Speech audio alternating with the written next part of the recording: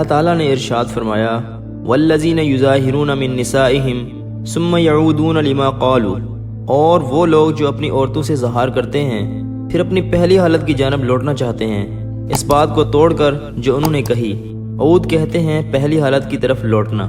ظہار کرنے والوں کی پہلی حالت بیوی سے میل ملاپ کی تھی۔ لما قالوا بخاری شریف کتاب التفسیر میں ہے، لما قالوا لنقضی ما قالوا، اپنی کہی ہوئی بات کو توڑ کر اس پر نادم ہو کر بیوی کے ساتھ میل ملاپ والی حالت کی جانب لوٹنا چاہتے ہیں تو پہلے کفارہ ادا کریں۔ قرآن کریم نے ظہار کے یکے بعد دیگرے 3 کفارے بیان فرمائے ہیں۔ ظہار کے کفارہ میں پہلے نمبر پر حکم دیا ہے فتحریر رقبۃ، کہ غلام آزاد کرے، خواہ غلام ہو یا باندی۔ ظہار کے کفارہ میں یہ آزاد کیے جا سکتے ہیں۔ یہاں رقبہ کے ساتھ مومنہ کی قید نہیں، اس لیے امام ابو حنیفہ رحمۃ اللہ علیہ فرماتے ہیں کہ ظہار کے کفارہ میں کافر غلام یا باندی بھی آزاد کیے جا سکتے ہیں۔ اور امام شافعی رحمۃ اللہ علیہ فرماتے ہیں جس طرح قتل خطا کے کفارہ میں مومن غلام آزاد کیا جاتا ہے، اسی طرح ظہار کے کفارہ میں بھی مومن غلام ہی آزاد کیا جا سکتا ہے۔ کافر کو آزاد کرنا درست نہیں ہے۔ اس کفارہ کے ساتھ قید لگائی من قبل ان یتماسا، کہ یہ کفارہ آپس میں ایک دوسرے کو چھونے سے پہلے ادا کرنا چاہیے۔ ایک دوسرے کو چھونا، ہاتھ لگانا، اس سے مراد ہم بستری کرنا اور ہم بستری کے دوائی بوس و کنار وغیرہ، یعنی غلام آزاد کرنے سے پہلے ظہار کرنے والے کا اپنی بیوی سے ہم بستری اور بوس و کنار ممنوع ہے۔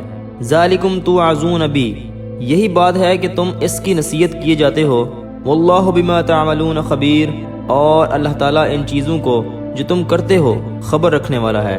فمن لم یجد، یہاں سے دوسرے نمبر کا کفارہ بیان کیا جا رہا ہے کہ جو شخص غلام نہ پائے فصیام شہرین متتابعین، تو لگاتار 2 مہینے کے روزے رکھے۔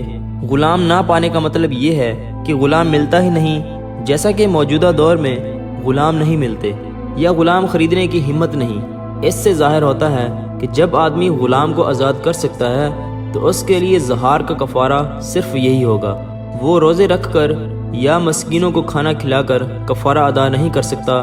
اس کفارہ کے ساتھ بھی من قبل ان یتماسا کی قید ہے کہ میاں بیوی آپس میں ایک دوسرے کو اس وقت تک نہ چھوئیں جب تک کفارہ ادا نہیں کر دیا جاتا۔ متتابعین کا مطلب ہے لگاتار 2 مہینے روزے رکھنا۔ اگر ایک بھی ناغہ درمیان میں کر دیا تو روزے نئے سرے سے رکھنے ہوں گے، خواہ بیماری وغیرہ کے عذر کی وجہ سے ناغہ کیا ہو۔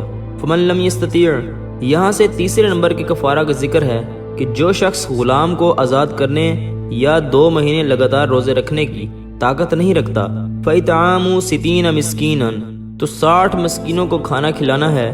60 مسکینوں کو 2 وقت درمیانے درجہ کا کھانا کھلانے سے کفارہ ادا ہو جاتا ہے۔ اگر ایک ہی مسکین کو 60 دن کھانا کھلایا تو اس سے بھی کفارہ ادا ہو جاتا ہے۔ اگر کوئی خشک اناج دینا چاہے تو نصف سا گندم یعنی 2.25 کلو گندم 60 مسکینوں میں سے ہر ایک کو دے۔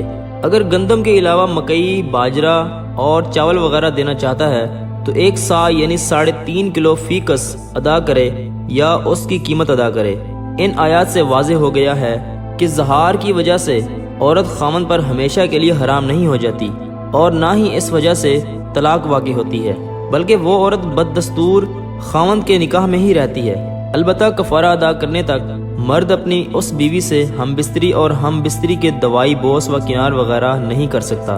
امام ابو حنیفہ رحمۃ اللہ علیہ فرماتے ہیں کہ تیسرے نمبر کے کفارہ میں من قبل ان یتماسا کی قید نہیں ہے، اس لیے اگر ظہار کرنے والا مسکینوں کو کھانا کھلانے کے دوران بیوی سے ہم بستری یا بوس و کنار کر لیتا ہے تو اس کو دوبارہ کفارہ نہیں دینا ہوگا۔ اور امام شافعی رحمۃ اللہ علیہ فرماتے ہیں کہ ایسی صورت میں اس کو دوبارہ کفارہ دینا ہوگا۔ اللہ پاک سے دعا ہے اللہ پاک ہم سب کو عمل کی توفیق عطا فرمائے، آمین۔